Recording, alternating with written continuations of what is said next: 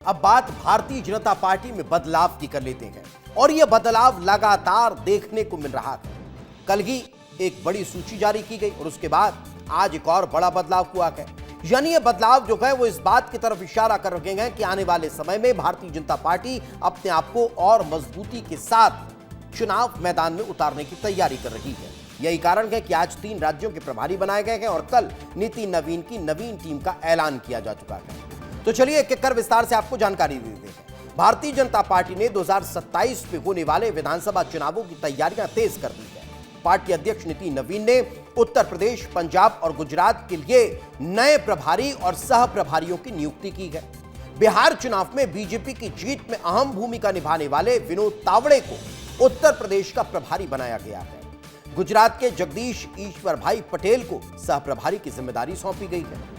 पंजाब का प्रभार राजस्थान बीजेपी के पूर्व प्रदेशाध्यक्ष और राज्यसभा सांसद सतीश पूनिया को दिया गया है, जबकि गुजरात की जिम्मेदारी बीजेपी के राष्ट्रीय महामंत्री और राज्यसभा सांसद तरुण चुग को सौंपी गई है।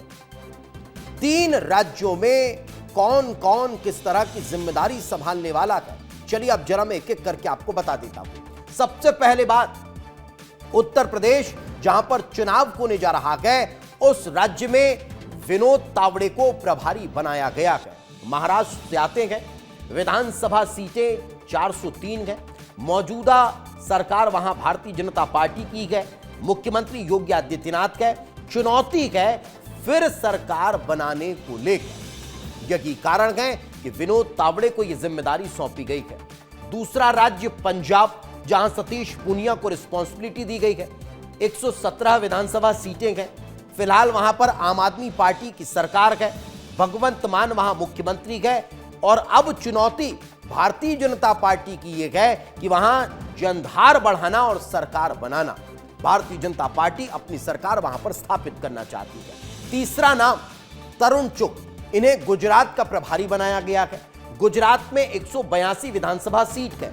वर्तमान में वहां भारतीय जनता पार्टी की सरकार है और अगर आप वहां बात करें मुख्यमंत्री की तो भूपेंद्र पटेल वहां के मुख्यमंत्री है। और चुनौती क्या है, पिछले प्रदर्शन से और बेहतर प्रदर्शन यहां पर करके भारतीय जनता पार्टी की सरकार बनाना। लेकिन अब प्रभारी बनने के बाद तरुण चुग क्या कह रहे हैं, चलिए आपको सुनवा।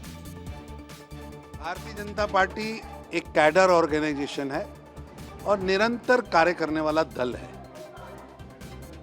365 डेज भारतीय जनता पार्टी के नेता, कार्यकर्ता सब मिलकर पार्टी को बढ़ाने के लिए काम करते हैं और यहाँ पर व्यक्ति नहीं, संगठन इंपॉर्टेंट है, विचार इंपॉर्टेंट है।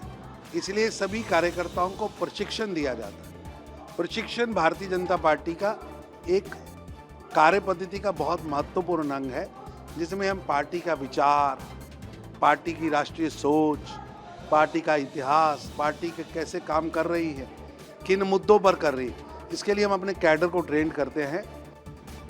तो ये तमाम चीजें तरुण चुग बताते हुए नजर आए। लेकिन भारतीय जनता पार्टी ने 3 राज्यों में अपने प्रभारियों की नियुक्ति कर दी है।